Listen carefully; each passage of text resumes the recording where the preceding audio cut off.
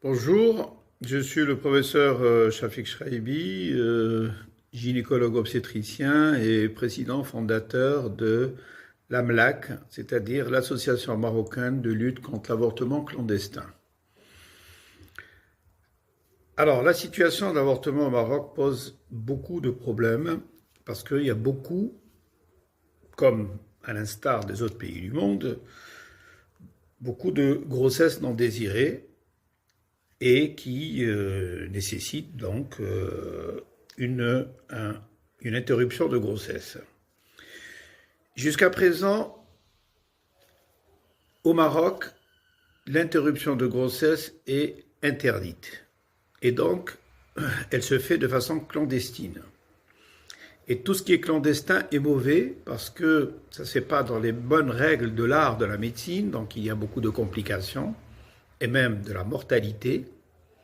Et puis aussi, comme c'est clandestin, donc le prix est très élevé.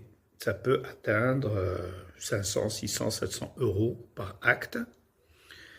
Et également, comme autre conséquence, c'est certaines femmes n'arrivent pas à accéder à l'avortement et qui vont alors accoucher d'un enfant qu'elles vont tuer ou qu'elles vont abandonner.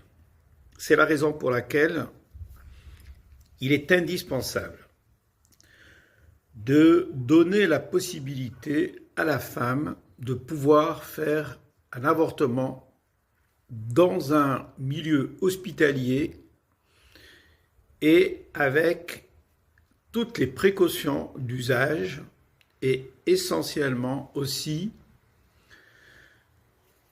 que ça soit dans le cadre de la loi pour ne pas entraîner aussi bien l'avorteur que l'avorté vers la prison. Parce que la loi marocaine punit et l'avorteur et la femme avortée et même l'intermédiaire ou même l'intention de se faire avorter.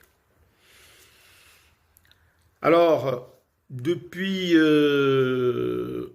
des décennies, nous militants, l'AMLAC, mais aussi beaucoup d'autres associations féminines ou féministes, militent pour la légalisation de l'avortement. Il y a eu une petite avancée en 2015 où il y a eu intervention du roi qui a chargé le ministre des Affaires islamiques, le ministre de la Justice et le président du Conseil national des droits de l'homme pour trouver une solution à cette situation.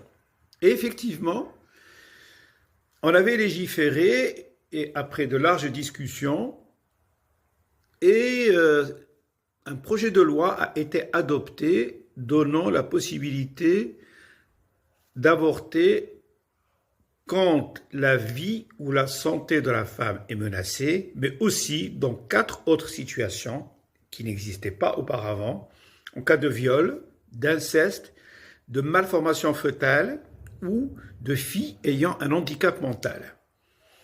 Malheureusement, ce projet de loi a été introduit au Parlement et il a été bloqué.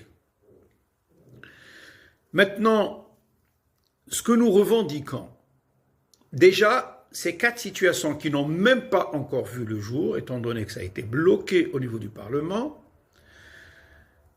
nous trouvons que ce n'est pas suffisant parce qu'elle ne règle pas vraiment le problème. Elle ne règle que 15% à peu près des situations que vivent les femmes tous les jours, parce qu'il y a d'autres situations de grossesse non désirée que vivent des femmes célibataires ou mariées. Donc, nous revendiquons bien entendu que l'avortement soit complètement libre, mais là, il y a malheureusement des obstacles, notamment des obstacles sociétaux. La société étant traditionnelle, elle s'oppose à ce qui est une libération totale de l'avortement, et des obstacles religieux. Et pour cela, nous proposons que l'article 453 qui existe déjà et qui dit que l'avortement n'est pas, c'est le seul article qui ne punit pas l'avortement, qui dit l'avortement n'est pas puni lorsqu'il vise à sauvegarder la vie ou la santé de la femme. Nous disons juste qu'il faut que ce terme de santé soit bien précisé tel qu'il est défini par l'OMS. Cela veut dire quand la santé physique, mentale ou sociale est menacée, nous sommes en mesure de pouvoir, en droit de faire un avortement dans les règles de l'art. Et là, le problème sera réglé. On ne pourra rentrer dans aucune autre considération que à part la considération de la santé. Voilà. Donc, nous attendons maintenant, le code pénal est en plein remodelation, il est en plein réflexion. Nous espérons que, justement, ceci soit pris en charge, soit tenu en compte et que on arrivera finalement à régler ce problème qui est débattu au Maroc depuis des décennies et qui n'a toujours pas encore trouvé de solution. Je vous remercie.